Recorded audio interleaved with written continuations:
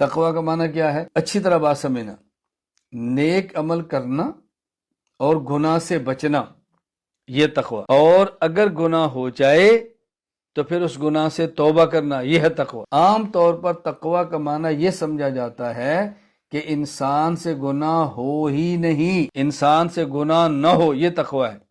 عام طور پر سمجھا جاتا ہے کہ متقی وہ ہے جو گناہ نہ کرے۔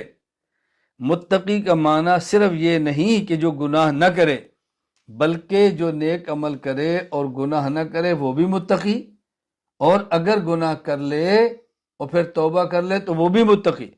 تو تقوی کا معنی صرف گناہ نہ کرنا نہیں، بلکہ گناہ کر کے توبہ کرنا، یہ بھی تقوی کے اندر شامل ہے۔ قرآن کریم میں ہے، اللہ تعالیٰ فرماتے ہیں سارعوا الی مغفرۃ من ربکم وجنۃ عرضها السماوات والارض اعدت للمتقین الذین ينفقون فی السراء والضراء والکاظمین الغیظ والعافین عن الناس واللہ یحب المحسنین والذین اذا فعلوا فاحشۃ او ظلموا انفسهم ذکروا اللہ۔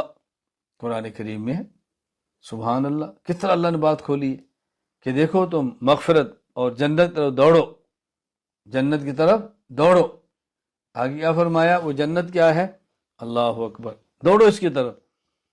اعدت للمتقین، یہ جنت تیار کی گئی ہے متقین کے لیے۔ متقین کون ہیں؟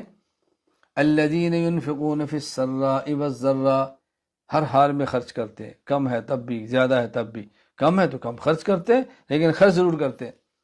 والکاظمین الغیظ، اور غصہ کو پی جاتے ہیں۔ والعافین عن الناس، اور درگزر کرتے ہیں۔ اللہ اکبر۔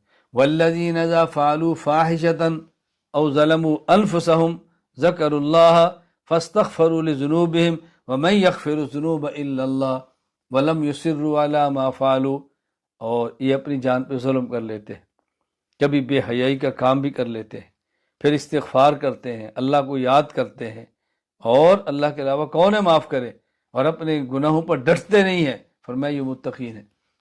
تو جو نیک عمل کرے اور گناہ نہ کرے وہ بھی متقی، اور گناہ کر کے توبہ کر لے وہ بھی متقی، ڈٹے نہیں بس ضد نہ کرے، یہ بھی متقی ہے۔ اللہ میں بات سمجھنے کی توفیق